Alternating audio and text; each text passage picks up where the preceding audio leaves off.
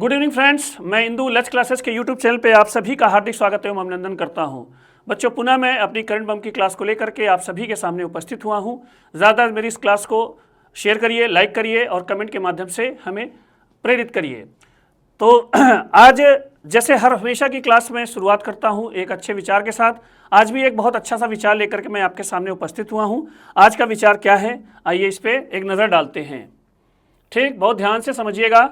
बहुत ही अच्छा विचार है आपके सामने, बहुत ही उम्दा विचार है। वो विचार क्या कह रहा है? अपने जीवन में उस काम को करना चाहिए जो हमें बहुत पसंद हो। ठीक, हमें उसी काम को करना चाहिए जो हमें बहुत पसंद हो और हम उस काम को करने की इच्छा रखते हो। दूसरा क्या है? उस काम करने की इच्छा रखते हो, फिर हमें जीवन भर काम करने की ज़रूरत नहीं पड़ती। फिर हमें जीवन भर काम करने की ज़रूरत नहीं पड़ती है। ठीक, पहला आपका पसंद हो, आपकी इच्छा हो, फिर हमें काम करने की ज़रूरत नहीं पड़ेगी अगर हम ऐसे काम को चूज़ करते हैं। बहुत ही बड़ा विचार है, इसको थोड़ा सा मैं समझाने का प्रयास करूँगा। पूरे विश्व में यदि देखा जाए तो 50% लोग यदि परेशान हैं, यदि असफल हैं, तो उसमें एक सबसे बड़ा रोल है कि उन्होंने अपने मनपसंद काम का चुनाव अपनी आजीविका के लिए नहीं किया है। ठीक, जैसे अगर कोई पढ़ना चाहता है तो उसको पढ़ाई में ना भेज करके कहीं और सेट किया गया। यदि कोई खेलना चाहता है तो उसे खेलने में ना भेज करके कहीं पढ़ाई में सेट किया गया। ठीक, कोई अगर अपना बिजनेस करना चाहता है तो उसे पढ़ाई के क्षेत्र में भेजा गया। कोई पढ़ना चाहता है तो उसे बिजनेस के क्षेत्र में भेजा गया। और यही आपका एक असफलता का एक बहुत बड़ा ये रोल है इसका, कि किसी भी व्यक्ति के द्वारा अपनी इच्छा के अनुसार कार्य का चुनाव ना करना। ठीक, हमेशा वही व्यक्ति सफल हुआ है जिसने अपने मनपसंद काम को पसंद किया है। मनपसंद काम को अगर आप पसंद करेंगे तो उसमें आपका मन लगेगा, आपकी इच्छा लगेगी, आपकी लगन बढ़ेगी, आपकी मेहनत बढ़ेगी, तो ऑटोमेटिक सफलता अपने पास चली आएगी। हम लोग के साथ, हम सभी के साथ ये जीवन में ये दौर गुजरता है कि हमें कई चीज़ों से सैक्रिफाइस करना होता है, कई स्किल को अपना दबाना होता है और दूसरी स्किल को अपने लाइफ में आगे बढ़ाना होता है।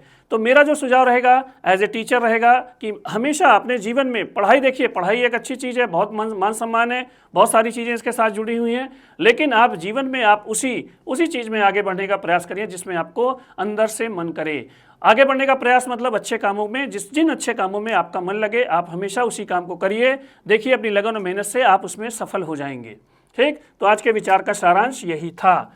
बढ़ते हैं आज के पहले क्वेश्चन की ओर, करंट बम के। बहुत ही बढ़िया क्वेश्चन, बहुत ही बढ़िया क्वेश्चन। ये क्वेश्चन क्या कह रहा है पहले इस क्वेश्चन को समझिएगा। ठीक, जितना हो सके इस वीडियो को शेयर करिए और जिन्होंने अभी हमारे लच क्लासेस के यूट्यूब चैनल को नहीं सब्सक्राइब किया है वो सब्सक्राइब कर लें, और जिन्होंने अभी भी हमारे टेलीग्राम चैनल को नहीं ज्वाइन किया है उसको प्लीज़ ज्वाइन कर लें। ठीक, इन दोनों की मदद से आप हमारी क्लास को बहुत अच्छे से समझ सकेंगे, बहुत अच्छे से आपको तैयार हो सकेगा। देखिए क्या कह रहा है, हाल ही में किस बैंक का मार्केट कैप 100 अरब डॉलर के पार पहुंच गया है? ठीक, पीएनबी, बीओबी, एसबीआई, इनमें से कोई नहीं। तो सबसे पहले हम समझने का प्रयास ये करेंगे कि मार्केट कैप है क्या। मार्केट कैप, ठीक, तो मार्केट कैप का जो आप एक इंग्लिश और लगा सकते हैं, मार्केट वैल्यू। ठीक, आप ये कह सकते हैं कि बाजार में इसकी जो है मार्केट वैल्यू, बाजार की पूंजी कह सकते हैं, या आप कह सकते हैं कि बाजार में इसका योगदान कितने अरब डॉलर हो गया है? 100 अरब डॉलर हो गया है। कितने अरब डॉलर हो गया है? 100 अरब डॉलर हो गया है। ठीक, तीनों बैंक हैं और तीनों नेशनलाइज्ड बैंक हैं, तीनों सार्वजनिक क्षेत्र के बैंक हैं, और इन तीनों बैंकों में से पूछा गया है कि किसको 100 अरब डॉलर के क्लब में शामिल किया गया है। ठीक, आप ये ध्यान रखिएगा, भारत में मुख्य रूप से दो प्रकार के बैंक हैं। एक आपका प्राइवेट बैंक जिसको आप जानते हैं, दूसरा आपका सरकारी बैंक है। जैसे कि इस समय सरकारी बैंकों को आप सार्वजनिक बैंक भी कह सकते हैं, पब्लिक सेक्टर बैंक भी कह सकते हैं। ये इसके पहले इस 100 अरब डॉलर के जो है क्लब में आईसीआईसीआई, एचडीएफसी, ये दोनों बैंक जो प्राइवेट बैंक हैं पहले से ही शामिल हैं। तो इस प्रकार इन तीनों में से वो बैंक भारत का प्रथम सार्वजनिक बैंक होगा। ठीक, मैं यहाँ पे एक लाइन में आपको डेफिनेशन, दोनों में डिफरेंस बताना चाहूँगा। प्राइवेट बैंक वो बैंक हैं जिनमें सरकार की अंशधारिता, सरकार की हिस्सेदारी 50% से कम है। और जिन जिन बैंकों में सरकार की अंशधारिता, सरकार की हिस्सेदारी जो है 50% से अधिक है, ऐसे बैंकों को हम लोग सार्वजनिक बैंक कहते हैं। ऐसी संपत्तियों को, ऐसी चीज़ों को जिसमें परसेंटेज सरकार का 50% से अधिक है, तो वो सार्वजनिक कही जाती है, सरकारी कही जाती है, पब्लिक सेक्टर की कही जाती हैं। एकदम सिंपल वन लाइन डेफिनेशन है, इसको ध्यान रखिएगा। तो पहले से 2 बैंक शामिल हैं, अब तीसरा बैंक इस $100 अरब जो है क्लब में शामिल हुआ है, तो वो आपका बैंक कौन सा है? SBI। State bank of India का मार्केट वैल्यू $100 अरब के क्रॉस कर चुका है। ठीक, तो ये आपका तीसरा बैंक होगा, तीसरा बैंक होगा और पहला सार्वजनिक बैंक होगा। ठीक, इसके अतिरिक्त और कौन सी कौन सी कंपनियां इसमें शामिल है $100 में? तो आपकी एयरटेल है, ठीक, आपका रिलायंस है, ठीक, और आपकी Tata consultancy services TCS company है। तो कुल मिला के $100 अरब की मार्केट वैल्यू के साथ, मार्केट कैप के साथ आपके भारत की 6 कंपनियां जो हैं मौजूद हैं, और इसमें SBI भी शामिल हो गई है, जो भारत का पहला सार्वजनिक बैंक है जो $100 अरब में प्रवेश किया है। जैसे फिल्में रिलीज होती हैं तो फिल्मों के जो है प्रचलन का या फिल्मों के फ्लॉप या हिट होने का एक पैमाना होता है $100 करोड़ रुपए के क्लब में शामिल होना। यदि कोई भी फिल्म 100 करोड़ का बिजनेस कर देती है तो उसे कहा जाता है कि ये 100 करोड़ में शामिल हो गई है, और इसको माना जाता है कि सुपर डुपर हिट है। ठीक है, ये फिल्म जो है बहुत ज़्यादा हिट है, बहुत ज़्यादा चली।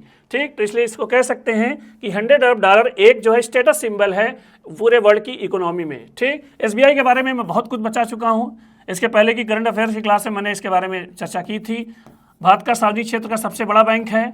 1 जुलाई 1955 को इसकी स्थापना हुई थी। इसके पहले इसका नाम था इंपीरियल बैंक ऑफ इंडिया, जो 1921 में बना। इंपीरियल बैंक ऑफ इंडिया जो 1921 में बना। ठीक, इसका मुख्यालय आपका कहाँ पे है? मुंबई है। इसका मुख्यालय मुंबई है। ठीक, और शेट्टी साहब जो है CS शेट्टी जी इसके वर्तमान समय में अध्यक्ष हैं। इसके बारे में मैंने पिछली क्लास में डिस्कस किया था। तो भारत के लिए बड़ी अचीवमेंट है। भारत की सार्वजनिक क्षेत्र की जो सार्वजनिक क्षेत्र का पहला बैंक है SBI, जो $100 अरब के क्लब में शामिल हुआ है। तो इसका राइट आंसर है ऑप्शन नंबर C, SBI। खड़ा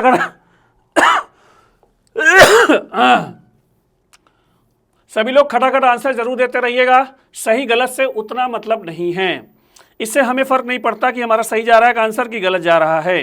ठीक, देखिए बहुत ही सुंदर क्वेश्चन। हाल ही में किस राज्य की सियांग घाटी में तितलियों की 6 नई प्रजातियां खोजी गई हैं। ठीक, नागालैंड, मिजोरम, अरुणाचल प्रदेश। तितलियों से आप सभी लोग परिचित होंगे, और ये क्वेश्चन कह रहा है कि भारत को 6 नई प्रजातियां मिली। बहुत बड़ी अचीवमेंट है, 6 नई प्रजातियां मिली। ठीक, 6 नई प्रजातियां मतलब भारत की जैव विविधता में बहुत ही बढ़िया प्रगति हुई है, क्योंकि इसमें 6 अलग अलग प्रकार के जीव शामिल हो गए। 6 अलग अलग प्रकार के जीव शामिल हो गए। ठीक, कौन सी घाटी? सियांग घाटी। ठीक, और मैं आपको हिंट दे रहा हूँ, टेल वैली वन्य जीव अभ्यारण्य में ये देखी गई हैं। टेल वैली वन्य जीव अभ्यारण्य में। ठीक, अब तक आप लोग आंसर मार चुके होंगे। अभ्यारण्य में देखी गई है। ठीक, और इन तितलियों की क्या विशेषता है? भारत में पहली बार दर्शन हुआ इनका, भारत में पहली बार देखी गई हैं। इसका मतलब ये कहीं से और आई होंगी। तो ये आई हैं आपके, कहाँ से आई हैं? तिब्बत से आई हैं। ठीक, तिब्बत से आई होंगी। तो किस लिंक मार्ग से आई होंगी? तो तिब्बत और भारत में ठीक एक लिंक है बहुत ही प्रमुख नदी का। वो नदी आपकी कौन सी है? ब्रह्मपुत्र। तो ये हमारा कनेक्शन दिखा रहा है किससे? कि हमारा पारिस्थितिकी कनेक्शन, इकोलॉजिकल कनेक्शन, पारिस्थितिकी का हमारा रिलेशन अभी भी किससे बना हुआ है? तिब्बत से। क्योंकि इस तितली का नाम जो है उसे कहा जाता है तिब्बतन क्वीन, जंगल क्वीन। तिब्बतन जंगल क्वीन के नाम से जाना जाता है। ठीक, मतलब इसका जो प्रवाह हुआ है, माइग्रेशन हुआ है, वो तिब्बत से कहाँ हुआ है? भारत में हुआ है। और मैं आपको और हिंट दे रहा हूँ कि ब्रह्मपुत्र नदी भारत में जहाँ से प्रवेश करती है उस स्टेट में इन तितलियों को देखा गया है, और ये घाटी और ये वन्य जीव अभ्यारण्य आपका यहीं पर है। तो वो स्टेट आपका कौन सा है? अरुणाचल प्रदेश। तो इसका जो राइट आंसर होगा ऑप्शन नंबर सी, अरुणाचल प्रदेश। तो भारत के अरुणाचल प्रदेश में सियांग घाटी में टेल वैली वन्य जीव अभ्यारण्य में तितलियों की हमने 6 नई प्रजातियां देखी है। इनका और भी नाम है, इनको लिटिल ओनिक्स के नाम से भी जाना जाता है, लिटिल ओनिक्स के नाम से भी जाना जाता है। बहुत ही सुंदर तितलियां हैं, आप लोग नेट पे जरूर सर्च करके देखिएगा। और इनके देखिए, इनके जो पंख दिखेंगे आपको दांत की तरह कुछ पंख दिखेंगे, हॉकी की स्टिक की तरह, हॉकी की सफ़ेद स्टिक, हॉकी का जो हम लोग खेलते हैं जिससे, उसे हॉकी स्टिक बोलते हैं, हॉकी की स्टिक की तरह इनकी संरचना आपको देखने को मिलेगी। तो भारत के जैव विविधता भंडार में उल्लेखनीय वृद्धि हुई है तितलियां, और इन तितलियों को पहली बार देखा गया है कहां पर? अरुणाचल प्रदेश में सियांग घाटी में। तो ये रहा दूसरा क्वेश्चन। बढ़ते हैं अगले क्वेश्चन की ओर, खटाखट आंसर देते रहिएगा और लास्ट तक क्लास में बने रहिएगा। आप लोगों की हिम्मत वाकई है, क्योंकि आप लोग लगभग जो बच्चे रेगुलर देख रहे हैं वो तो देख ही रहे हैं, इसके साथ भी और भी बच्चे धीरे धीरे जुड़ रहे हैं। तो अपनी हिम्मत को बनाए रखें। 100% कंटेंट और एक्सप्लेनेशन की मेरी गारंटी होगी। अगर आप क्लास में फोकस रहेंगे तो 15 के 15 क्वेश्चन आप यही रटा दूंगा, लेकिन आप अपने फोकस को किए रहिएगा। बस एक ही शर्त रहेगी मेरी क्लास में कि अपने कंसंट्रेशन को बना के रखिएगा। बढ़ते हैं क्वेश्चन नंबर 3 की ओर। हाल ही में 56वां भारतीय अंतर्राष्ट्रीय फिल्म महोत्सव कहाँ आयोजित होगा? मुंबई, गोवा, नई दिल्ली, इनमें से कोई नहीं। तो जो इस क्वेश्चन से ताल्लुक़ रखते हैं वो ये जानते होंगे कि ये अक्सर पूछे जाने वाला प्रश्न है, बहुत इंपॉर्टेंट क्वेश्चन है, लेकिन प्लेस आपका सेम ही रहता है। तो मैं पहले ही सरेंडर कर दे रहा हूँ आंसर में। इसका जो राइट आंसर होगा वो ऑप्शन नंबर बी, गोवा है। कौन सा? Option number B, Goa. ठीक, गोवा में 20 नवंबर से लेकर 28 नवंबर तक, 20 नवंबर से लेकर 28 नवंबर तक, गोवा में 20 नवंबर से लेकर के 28 नवंबर तक पणजी में भारत का 56वां अंतर्राष्ट्रीय फिल्म महोत्सव प्रारंभ हो 20 से 28 नवंबर तक 56वां अंतर्राष्ट्रीय फिल्म महोत्सव आयोजित होगा। ठीक, ये आप प्लेस याद रख लिया आपने। अंतर्राष्ट्रीय फिल्म महोत्सव मतलब ये भारत का एक ऐसा महोत्सव है जिसमें देश विदेश की फिल्में दिखाई जाती हैं। लगभग 81 देशों की 140 से अधिक 81 देशों की 140 से अधिक फिल्मों का प्रदर्शन 140 से अधिक फिल्मों का प्रदर्शन इसमें होगा। ठीक, फिल्मों का प्रदर्शन होगा। देखिए, इसीलिए इसका नाम क्या रखा गया? अंतर्राष्ट्रीय। आपके भारत की ही नहीं, विदेशों की भी बहुत सारी पिक्चरों को यहाँ पे दिखाया जाएगा। और सबसे खासियत बात क्या है इस बार के गोवा के भारतीय अंतर्राष्ट्रीय फिल्म महोत्सव में? वो है कि लगभग 50 महिला निर्देशकों की फिल्मों को 50 महिला निर्देशकों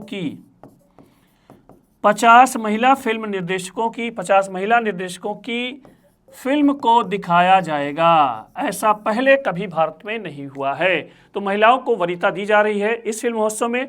हर वर्ष ये आयोजित होता है, प्लेस आपका यही रहता है। इसकी शुरुआत वर्ष 1952 से हुई थी और धीरे धीरे करके ये प्रतिवर्ष आयोजित होने लगा और इस वर्ष आपका पणजी में आयोजित हो रहा है। और एक और क्वेश्चन मैं आपको बताना चाहूँगा कि इस फिल्म महोत्सव में रजनीकांत को, साउथ के सुपरस्टार रजनीकांत को फिल्मों में 50 वर्ष पूरा करने के लिए, फिल्मों में 50 वर्ष पूरा करने के लिए सम्मानित किया जाएगा। 50 वर्ष पूरा करने के लिए सम्मानित किया जाएगा। ये आप विशेष रूप से ध्यान रखिएगा। ठीक, रजनीकांत उर्फ थलाइवा, ठीक, इनका बहुत ही योगदान है। साउथ की लगभग इन्होंने हर लैंग्वेज में काम किया है। ठीक, और आपकी हिंदी सिनेमा में भी इन्होंने काम किया है। साउथ के सुपरस्टार हैं रजनीकांत, जिनको इस फिल्म में 50 वर्ष पूरा करने के लिए सम्मानित किया जाएगा। ठीक, तो ये रहा करंट अफेयर का तीसरा प्रश्न। बढ़ते हैं अगले क्वेश्चन की ओर। क्वेश्चन नंबर 4, खटाखट आंसर देते रहिएगा। देखिए, आप देखिए इस आंसर को, इस क्वेश्चन को आप ध्यान से देखिएगा। आप हर एक करंट अफेयर्स की क्लास में एक वर्ड जरूर पा रहे हैं, और वो वर्ड आपका कौन सा है? एआई। इसका मतलब हर करंट अफेयर्स की क्लास में एक से दो क्वेश्चन रहेगा। आप कहीं पर भी देखेंगे इस समय दुनिया में अगर किसी एक ऐसे वर्ड की जो चल रही है धूम, और वो है आपका एआई। ठीक, एआई आर्टिफिशियल इंटेलिजेंस, कृत्रिम बुद्धिमत्ता, उसी से रिलेटेड एक क्वेश्चन है। हाल ही में गूगल जेमिनी के एआई ट्यूटर के वैश्विक उपयोग में कौन शीर्ष पर रहा है? ठीक, कंपनी कौन सी है भैया? गूगल। कंपनी कौन सी है? गूगल। और उसका जो टूल है जेमिनी क्या है? ये गूगल का एक टूल है। गूगल का एक टूल है, आप कह सकते हैं एक ऐप है। ठीक, जो एक ट्यूटर है। जो क्या है? एक ट्यूटर है, मतलब ये हमको सिखाता है। ये हमको क्या करता है? सिखाता है। सिखाता है क्या भैया? सिखाता है हमें लिखना सिखाता है। ठीक, हम अपनी आवाज़ से बोल करके इसका प्रयोग कर सकते हैं। ठीक, इसके अतिरिक्त ये हमारी इमेज को भी बनाता है, चित्र के लिए भी ये प्रयोग होता है, मेल ईमेल के लिए भी प्रयोग करता है। ठीक, गणना के लिए भी ये प्रयोग होता है। कुल मिलाकर के आपका जो भी वर्क है, कंप्यूटर से आप वर्क करते हैं, उसमें आर्टिफिशियल इंटेलिजेंस को शामिल किया है गूगल ने, और उस टूल का नाम है क्या? Google Gemini. और ये लॉन्च हुआ था 2023 में। कब लॉन्च हुआ था? 2023 में। ये तो रहा इसका इंट्रोडक्शन। अब ये क्वेश्चन ये कह रहा है कि जेमिनी का प्रयोग सबसे ज़्यादा कौन कर रहा है? तो जाहिर सी बात है हम भारतीय सबसे ज़्यादा इसका प्रयोग कर रहे हैं। ठीक, लगभग एक एवरेज बैलेंस जो बताया गया है वो एआई ट्यूटर का लगभग 20 लाख से भी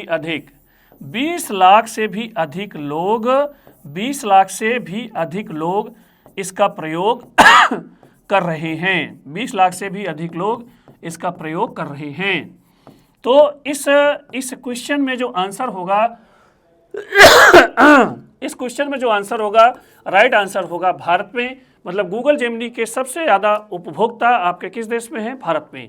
तो राइट आंसर है ऑप्शन नंबर बी, भारत। बढ़ते हैं अगले क्वेश्चन की ओर।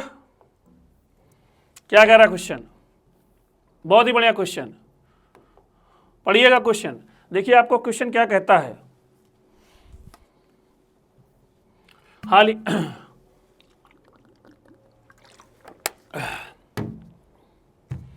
ही में केंद्रीय वित्त मंत्री निर्मला सीतारमण ने कहा राष्ट्रव्यापी आपकी पूंजी आपका अधिकार अभियान की शुरुआत की है। यह प्लेस पूछ रहा है। प्लेस आप लोग खटाखट आंसर दीजिए। ठीक, प्लेस ये पूछ रहा है जो तो इसमें राजस्थान है, हरियाणा है, ठीक है, आपका गुजरात है, महाराष्ट्र है। सबसे पहले मैं आपको बताना चाहूंगा आपकी पूंजी आपका अधिकार आपका ये अभियान क्या है। ध्यान से सुनिएगा। ये अभियान अक्टूबर से लेकर के दिसंबर 2025 तक चलाया जाएगा। पहली चीज इसके बारे में ध्यान रखिएगा। ठीक, पूंजी किसकी है? आपकी, और अधिकार भी किसका रहेगा? आपका। इस अभियान को चलाने में एक पोर्टल की मदद ली जाएगी, और उस पोर्टल का नाम है उद्गम पोर्टल। ये एक्चुअल में है क्या? भारत में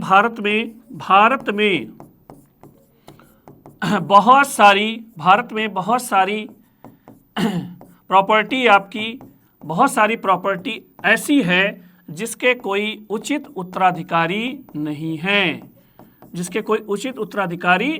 है, बेनाम है। और ऐसी संपत्तियों को चिन्हित करना, ऐसी संपत्तियों को उचित वारिसों के पास पहुंचाना, ये जो पहल स्टार्ट हुई है उसी पहल का नाम है आपका क्या है? आपकी पूंजी आपका अधिकार। ठीक, और इसमें इस उद्गम पोर्टल में पूरे भारत की बेनामी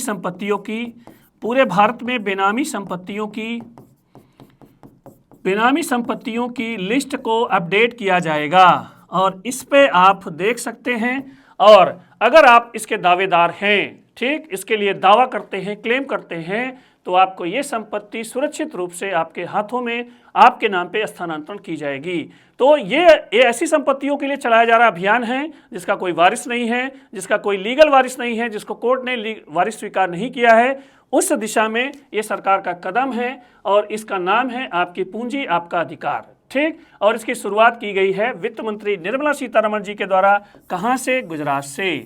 तो इसका राइट आंसर है ऑप्शन नंबर सी, गुजरात।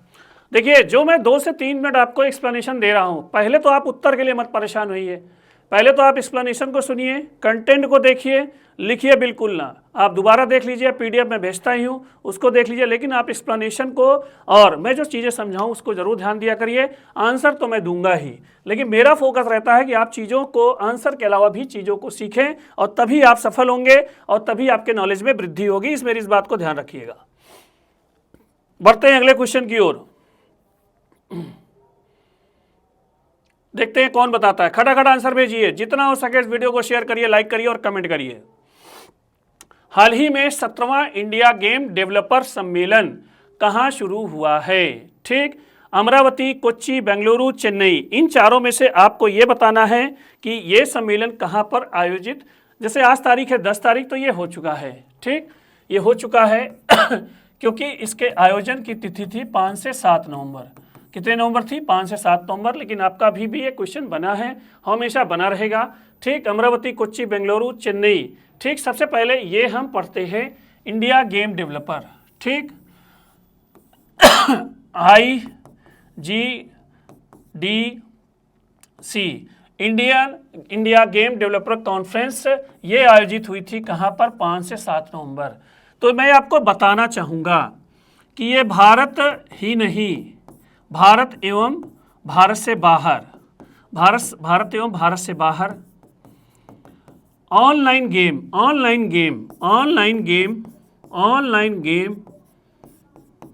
को बनाने वाली कंपनियों का सम्मेलन है। बनाने वाली कंपनियों का ये सम्मेलन है। ठीक, कंपनियों का सम्मेलन है।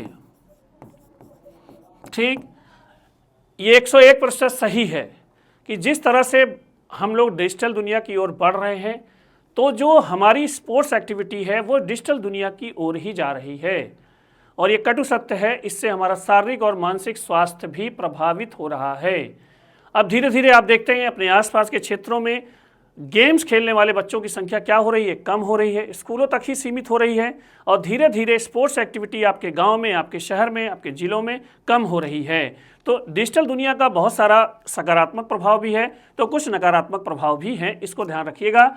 और ये ऑनलाइन गेम, जो ऑनलाइन गेम बनाती हैं कंपनियां, उनसे रिलेटेड ये सम्मेलन है, 17वां सम्मेलन है। और ये आयोजित हुआ था 5 से 7 नवंबर के बीच में। और इसकी जो प्लेस है वो कौन सा प्लेस है? चेन्नई में। ठीक, इसमें इन सभी कंपनियों ने मिलकर के एक रिपोर्ट इशू किया और एक पॉलिसी बनाई है कि पूरे प्रमुख कंपनियों को, ऑनलाइन गेम से जुड़ी हुई कंपनियों को कैसे एक चेन में बांधा जाए, कैसे एक नेटवर्क में लाया जाए और एआई के बढ़ते उपयोग से और कैसे कितने अच्छे वीडियो गेम को बनाने का प्रयास किया जाए।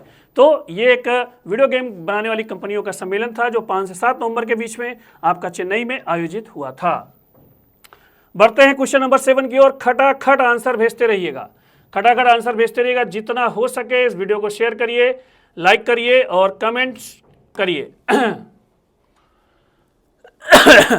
कैंसर, इस जो आपका जो नवंबर का आपका फर्स्ट वीक है वो कैंसर को ही समर्पित है। कैंसर से रिलेटेड आपके क्वेश्चन है इसमें। हाल ही में कैंसर के उपचार में नई तकनीक नेक्सकार 19 किसने विकसित की है? IIT Bombay, Tata memorial hospital, IIT Madras, और इसमें लिखा है ऑप्शन नंबर डी, ए और बी दोनों। ठीक, तो कैंसर के इलाज की नई तकनीक नाम है नेक्सकार 19। ठीक, ये इस तकनीक में होगा क्या? देखिए,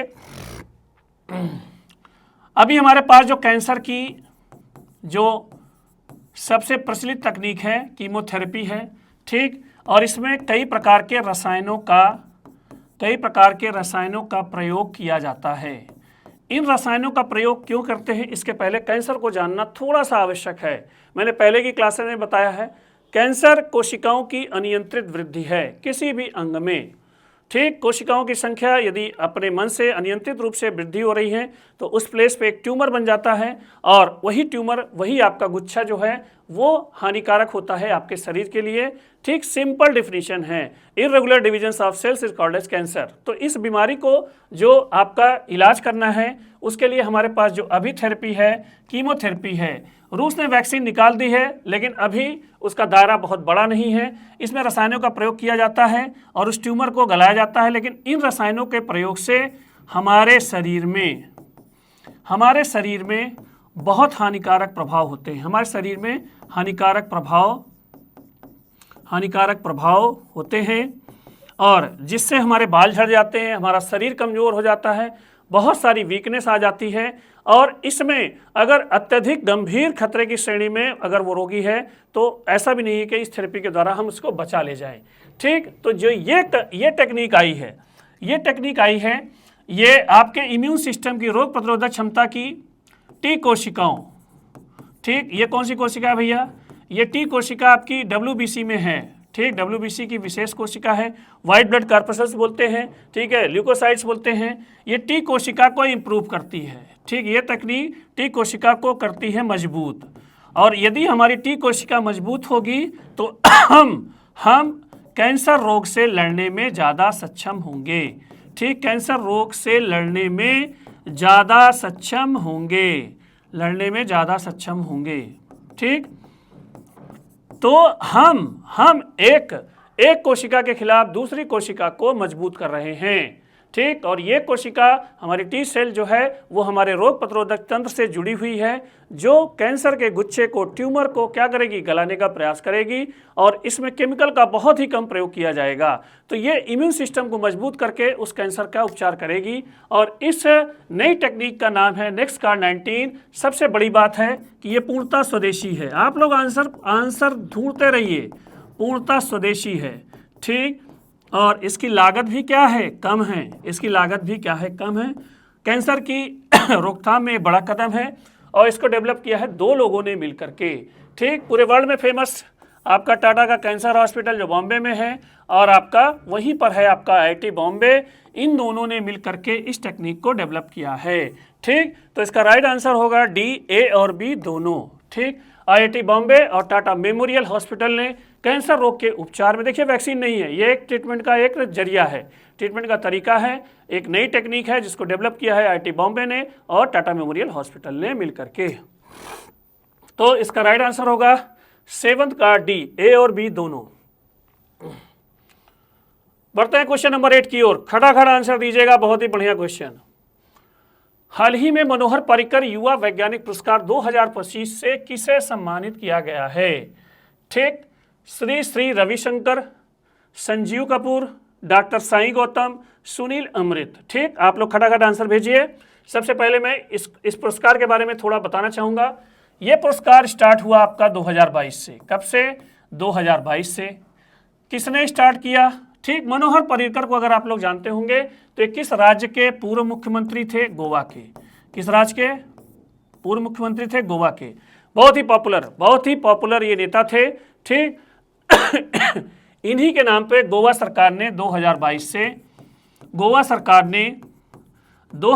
से इस पुरस्कार को प्रारंभ किया है। यह पुरस्कार किस क्षेत्र में दिया जाता है? वैज्ञानिक पुरस्कार है भैया। ठीक, वैज्ञानिकों को प्रदान किया जाता है, या विज्ञान में पारंगत वैज्ञानिकों को या विज्ञान में पारंगत व्यक्तियों को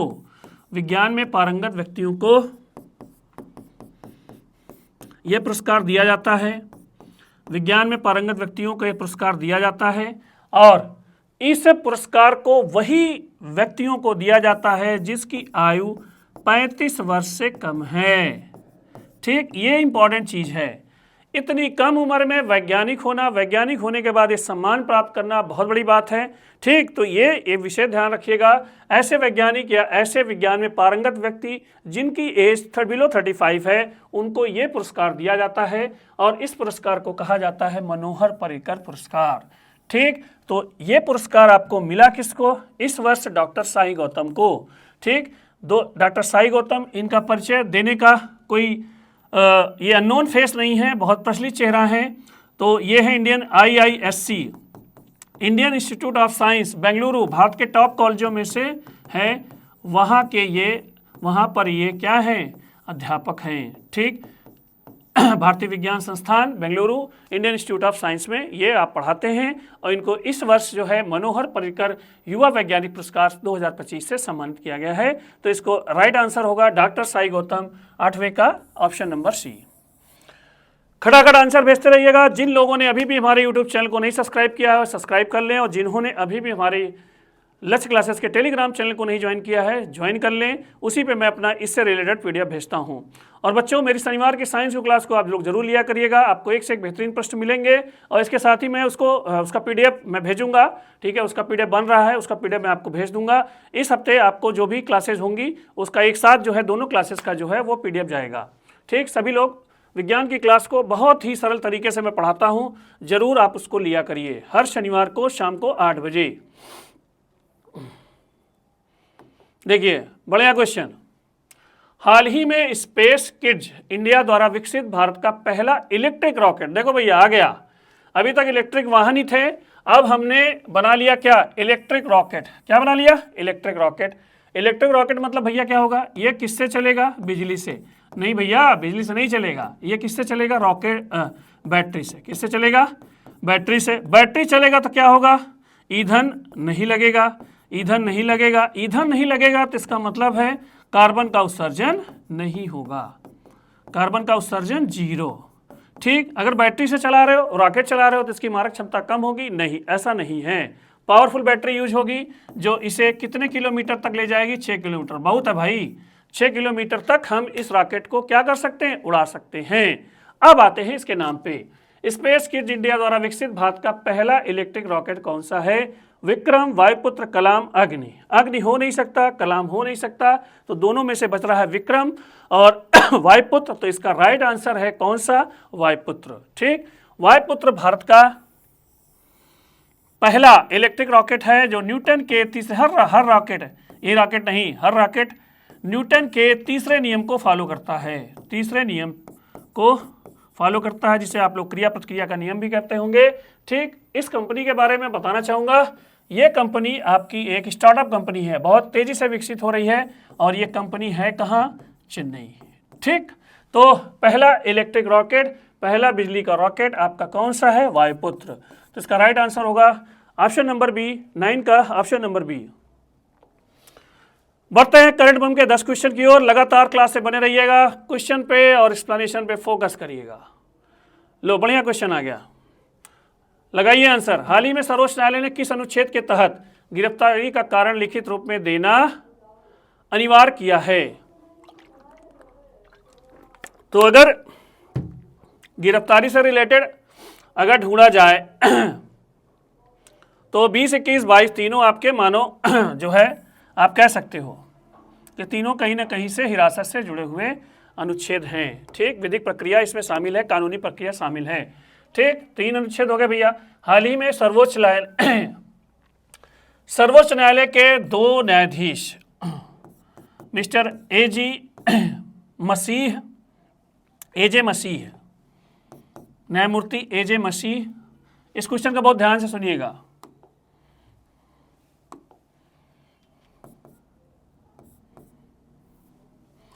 न्यायमूर्ति एजे मसीह एवं आपके भारत के मुख्य न्यायाधीश न्यायमूर्ति BR गवई महोदय जी ने एक मील का पत्थर का आदेश रिलीज किया है। ठीक, और ये आदेश है मिहिर राजेश वर्सेस महाराष्ट्र, मिहिर राजेश वर्सेस महाराष्ट्र के केस में। सभी लोग ध्यान से इस क्वेश्चन को सुनिएगा, आंसर को सुनिएगा। मिहिर राजेश वर्सेस महाराष्ट्र नामक वाद में ये डिसीजन दिया है। ये वाद क्या था, ये वाद मैं आपको बताना चाहूँगा कि जुलाई 2024 में, जुलाई 2024 में भी 7 जुलाई है, 2 जुलाई 2024 में एक हिट एंड रन का मामला हुआ था, हिट एंड रन का मामला हुआ था जिसमें हिट एंड रन मामला था जिसमें BMW कार से जो है एक महिला की मौत हो गई थी, एक महिला की मौत हो गई थी। ठीक, हिट किया और भाग लिया, रन मतलब भाग लिया, टक्कर मार करके भाग लिया, hit and run case BMW, एक महिला की मृत्यु हुई थी। ठीक, मुकदमा चल रहा था तो मिहिर राजेश वर्सेस महाराष्ट्र के केस में सुप्रीम कोर्ट ने, आदरणीय सुप्रीम कोर्ट ने अनुच्छेद 22 का अधिकार क्षेत्र बढ़ा दिया है। ठीक, अनुच्छेद 22 क्या कहता है कि यदि आपको गिरफ्तार किया जाए, पहले तो मैं इस अनुच्छेद के बारे में आपको बताऊंगा, गिरफ्तार किया जाएगा तो आपको गिरफ्तारी का कारण जानने का अधिकार है, गिरफ्तारी का कारण जानने का अधिकार है। ध्यान से सुनते रहिएगा, लिखने की कोई आवश्यकता नहीं है। गिरफ्तारी का कारण जानने का अधिकार है, ये आपके मौलिक अधिकारों की श्रेणी में है। ठीक, नंबर 2, आप किसी विधि व्यवसायी या कह सकते हैं आप अपने वकील को सूचित कर सकते हैं, मैं देशी भाषा में आपको समझा रहा हूँ, वकील को सूचित कर सकते हैं, इन्फॉर्म कर सकते हैं। और तीसरा आपका क्या पॉइंट है, तीसरा आपका पॉइंट ये है कि आपको हवालात में 24 आवर से ज़्यादा नहीं रखा जाएगा, 24 घंटे से अधिक नहीं रखा जाएगा। तब क्या छोड़ दिया जाएगा? नहीं, आपको छोड़ा नहीं जाएगा, आपको मजिस्ट्रेट के सामने ले जा करके पुलिस के द्वारा उपस्थित होना पड़ेगा। और मजिस्ट्रेट यदि देखेगा कि आपके द्वारा किया गया अपराध जो है वो गंभीर प्रकृति का है तो आपको वहीं से जेल भेज दिया जाएगा, हवालात में आपको नहीं रखा जाएगा। ठीक, तो ये आर्टिकल 22 के 3 पॉइंट हैं। अब इसमें क्या किया है माननीय उच्चतम न्यायालय ने? माननीय उच्चतम न्यायालय ने आपको ये बताया है कि जो आपको गिरफ्तारी का कारण जानने का अधिकार है ये आपको लिखित रूप में मिलेगा। किस रूप में मिलेगा? लिखित रूप में। पुलिस पकड़ी, आप उनसे पूछ सकते हैं भैया आप लिख करके दो कि आप हमें क्यों पकड़ रहे हो। और एक चीज, लिखित रूप में मतलब आपको ऐसा नहीं वो अंग्रेजी में लिख के दे देंगे। ठीक, आपके द्वारा समझी जाने वाली भाषा में इनको लिख करके देना पड़ेगा कि हमको क्यों गिरफ्तार किया गया है। तो ये डिसीजन एक मील का पत्थर डिसीजन है। पुलिस को जो है ऑन द पेपर आपको जस्टिफाई करना पड़ेगा कि आपको क्यों पकड़ा गया है। और ये केस, जिस केस के अंतर्गत इसको फैसला दिया गया है वो आपका मिहिर राजेश वर्सेस महाराष्ट्र है। तो इसका जो राइट आंसर है ऑप्शन नंबर सी, अनुच्छेद 22। ठीक, अपराधों के दोष सिद्धि के संबंध में संरक्षण 20 भी है। ठीक है, ये भी आपको दोष सिद्धि के संबंध में संरक्षण प्रदान करता है। प्राण एवं दैहिक स्वतंत्रता, ये भी आपका एक व्यक्तिगत आपका मौलिक अधिकार है कि इसमें भी अगर आपको अगर सरकार को या आपके ऊपर शासनिक व्यवस्था को अगर आपके प्राणों को लेना है तब भी एक लीगल प्रोसेस को फॉलो करना पड़ेगा। आर्टिकल 21 है। और आर्टिकल 23 क्या कहता है कि मानव के दुर्व्यापार मतलब अवैध व्यापार को, मानव के व्यापार को, अवैध व्यापार नहीं, मानव के व्यापार को और बलाश्रम मतलब जबरदस्ती किया गया श्रम को बैन किया गया है। तो ये चारों आर्टिकल आप पढ़े होंगे, संविधान अगर आप पढ़े होंगे तो इस क्वेश्चन का जो आंसर है वो आपका आंसर है ऑप्शन नंबर 3, 22 में। ठीक, लिखित रूप में देना अनिवार्य कर दिया गया है आपको। अब लिखित रूप में पुलिस के द्वारा कारण जानने का राइट होगा। बढ़ते हैं अगले क्वेश्चन की ओर। हाँ, एक अनाउंसमेंट है, एसएससी जीडी और यूपीएसएससी की ऑफलाइन बैच हम लोग की एक लॉन्च होने वाली है 18 नवंबर को दोपहर में 2:30 बजे से। तो ज़्यादा आप लोग जो है अपने हित मित्र परिचितों को सुल्तानपुर सेंटर पे भेजें और हमारे 3 दिन की क्लास, डेमो क्लास का आनंद लें। ठीक, बढ़ते हैं अगले क्वेश्चन की ओर। क्वेश्चन नंबर 11, हाल ही में एनर्जी एफिशिएंसी सर्विसेज लिमिटेड, ठीक, एनर्जी एफिशिएंसी सर्विसेज लिमिटेड ने भारत की सबसे बड़ी भूतापीय ऊर्जा परियोजना कहां पर स्थापित करने की घोषणा की है?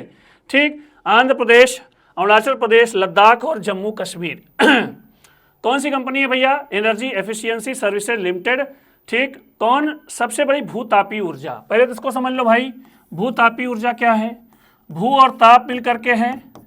ठीक, ऐसी ऊर्जा जो जमीन के अंदर से, जमीन के अंदर की गर्मी से, जमीन के अंदर के ताप से प्राप्त हो, जमीन के अंदर के ताप से प्राप्त हो, उसे ही कहते हैं भूतापीय ऊर्जा। ठीक, बहुत अच्छी बात है। इस ऊर्जा को कलेक्ट करते हैं। ठीक, और इसमें भी टरबाइन मशीन का प्रयोग किया जाता है। ठीक, इसमें टरबाइन मशीन की मदद से इस ऊर्जा को हम लोग क्या कर देते हैं, किसमें बदल देते हैं भैया? विद्युत ऊर्जा में। किसमें बदल देते हो? विद्युत ऊर्जा में। ठीक, मतलब पृथ्वी की गर्मी को हम लोग एनर्जी के रूप में जो है कन्वर्ट कर लेते हैं।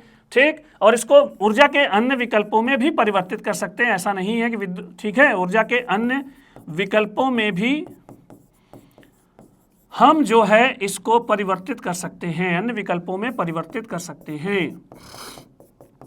ठीक, अब ये सबसे बड़ा प्लांट लगाने जा रही है। ठीक है, सबसे बड़ा प्लांट लगने वाला है और ये प्लांट आपका कहाँ लग रहा है? आंध्र प्रदेश में। आंध्र प्रदेश में कहाँ लग रहा है? आंध्र प्रदेश में। आंध्र प्रदेश में आप कह सकते हैं एक ऑप्शन आपका ये भी देखने को मिल सकता है, कौन सी घाटी, अराकू घाटी, ठीक है। और एक ऑप्शन आपको ये भी मिल सकता है कि कहाँ पर, विशाखापत्तनम में, कहाँ पर, विशाखापत्तनम में, ठीक। इसको जो है स्थापित किया जाएगा और पृथ्वी की गर्मी को हम लोग प्रयोग करेंगे और उसे ऊर्जा के अन्य विकल्पों के रूप में परिवर्तित करेंगे, ठीक। तो इसका तात्पर्य ये हुआ, देखिए ये सभी ऊर्जा क्यों पढ़ाई जाती है, क्योंकि आप अपने यहाँ कार्बन उत्सर्जन को क्या करिए, कम करिए, ठीक। इससे रिलेटेड मैं क्वेश्चन लेकर आया हूँ, इसलिए मैं बता दे रहा हूँ आपको कार्बन उत्सर्जन क्या है, कम करना है, ठीक। और हमें ऊर्जा के अन्य विकल्पों पे सौर ऊर्जा, पवन ऊर्जा, ठीक, भूतापी ऊर्जा, जो भी आपने पढ़ा भूतापी ऊर्जा, इन सब ऊर्जा पे डिपेंड होना होगा, हरित हाइड्रोजन, ठीक। इन सब चीज़ों को हम लोग प्रयोग करेंगे तो धीरे धीरे हमारा कार्बन उत्सर्जन कम होगा। तो इसका राइट आंसर है option number A, Andhra Pradesh. बढ़ते हैं करंट बम के 12वें क्वेश्चन की ओर, खटाखट आंसर देते रहिएगा। लो आ गया फिर एआई, क्या कह रहा है, आंसर मारिए। हाल ही में कौन अंतरिक्ष में एआई डेटा सेंटर स्थापित करेगा, वहां जरूरत क्या है भैया, बेटा ओपन एआई, गूगल, इनमें से कोई नहीं, ठीक। हाल ही में कौन अंतरिक्ष में एआई डेटा सेंटर स्थापित करेगा, आप आंसर दीजिए। इतनी बड़ी वजह क्या होगी कि वहां पे ले जाना पड़ेगा, ठीक। इसका कारण क्या है, सुनिए ध्यान से। ये जो एआई डाटा सेंटर है जहां से एनालिसिस होती है, उसमें शीतलन की आवश्यकता होती है, कूलिंग की, उसमें शीतलन की आवश्यकता होती है, कूलिंग की। और इसका यूज करने के लिए इसको लाने के लिए हमें बड़ी मात्रा में क्या आवश्यकता होती है, ऊर्जा। बड़ी मात्रा में किसकी आवश्यकता होती है, ऊर्जा की आवश्यकता होती है, ठीक। अगर हम जिस तरह से एआई का प्रयोग बढ़ रहा है उस तरह यदि एआई डेटा सेंटर आपके पृथ्वी पर ही स्थापित होते रहे तो ऊर्जा और लगेगी और ऊर्जा तो हमारे पास ऊर्जा के अभी सीमित ऑप्शन हैं। हम अपने आप के मानव के भी ऊर्जा का पूरा हम लोग जो है पूर्ति नहीं कर पा रहे हैं। तो इसका मतलब किस में बढ़ोतरी होगी, कार्बन उत्सर्जन में, ठीक, कार्बन उत्सर्जन में।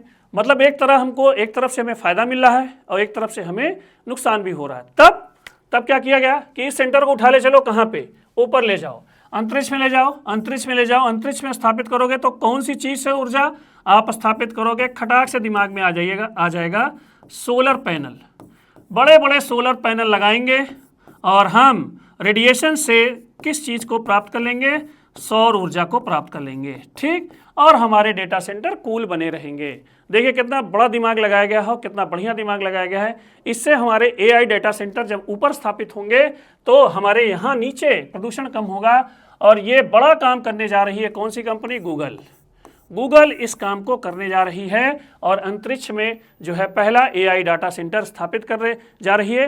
अब एआई डाटा सेंटर तो बना लोगे तो इसको डिस्ट्रीब्यूट कैसे करोगे, इसका प्रसारण कैसे करोगे, तो इसके लिए एलन मस्क साहब सामने आ गए हैं, जिनकी कंपनी मैंने कल आप सैटरडे को क्वेश्चन लेके आया था, स्टारलिंक कंपनी का नाम लिया था।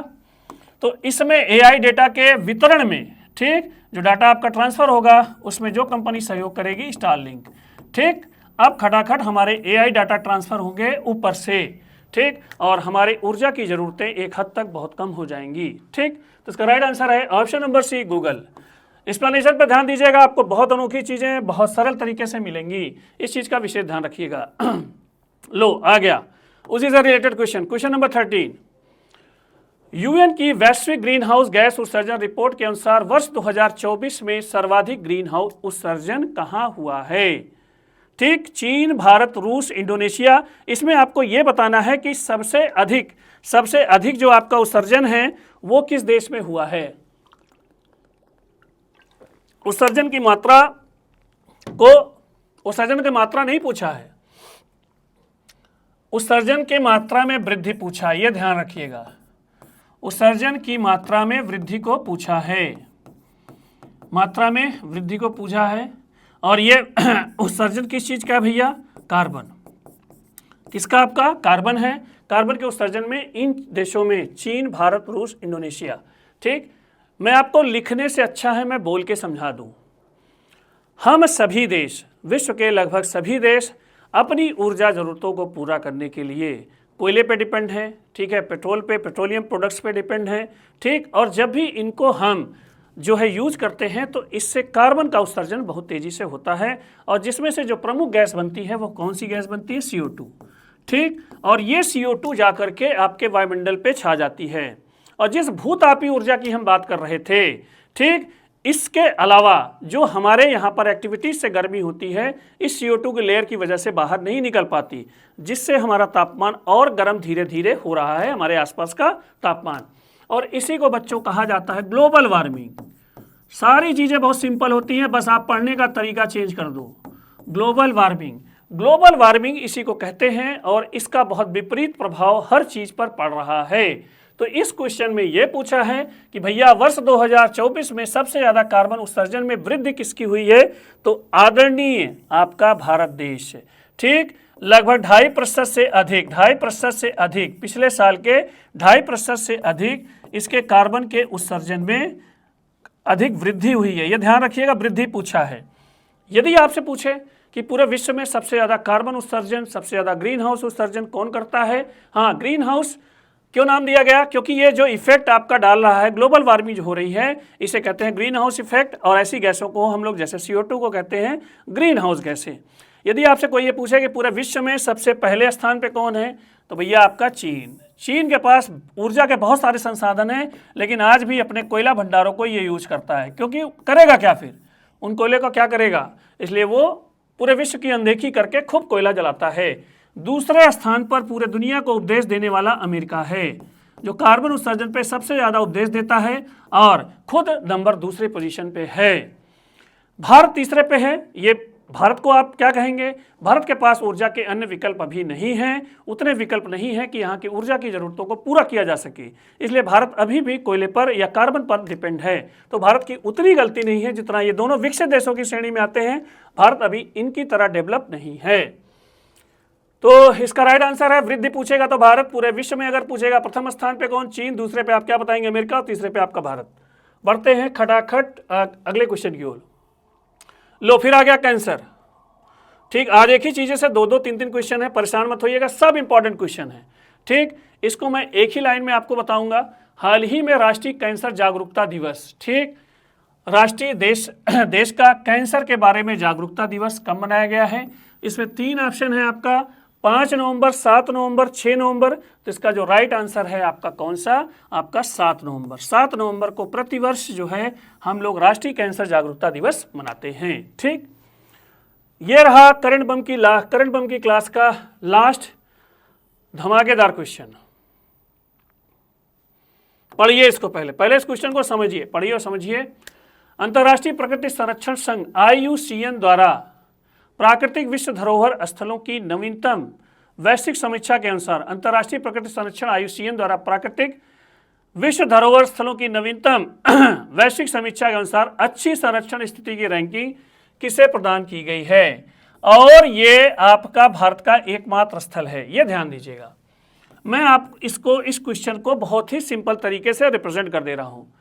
International union of conservation of nature, ठीक, पर्यावरण के संरक्षण के लिए विश्वव्यापी संगठन है, जिसका मुख्यालय ग्लैंड स्विट्जरलैंड में है, जो पूरे विश्व में आपका पर्यावरण संरक्षण की दिशा में काम करता है। तो इसने एक भारतीय स्थल चुना है जो पर्यावरण के संरक्षण के किस कंडीशन में है? अच्छी कंडीशन में है, गुड कंडीशन में। इस क्वेश्चन का सारांश ये है, और इसमें जो आपका राइट आंसर है वो आपका कौन सा राष्ट्रीय उद्यान है? कंचनजंगा राष्ट्रीय उद्यान है। ये आपका सिक्किम का राष्ट्रीय उद्यान है, जिसको IUCN ने बेटर कंडीशन में, गुड कंडीशन में इंडिकेट किया है। ठीक, और इसके बारे में सब जानते हैं। ये आपका कहाँ पे है, कौन से स्टेट में है? सिक्किम में है, और सिक्किम का लगभग 25% एरिया इस नेशनल पार्क के अंतर्गत आ जाता है।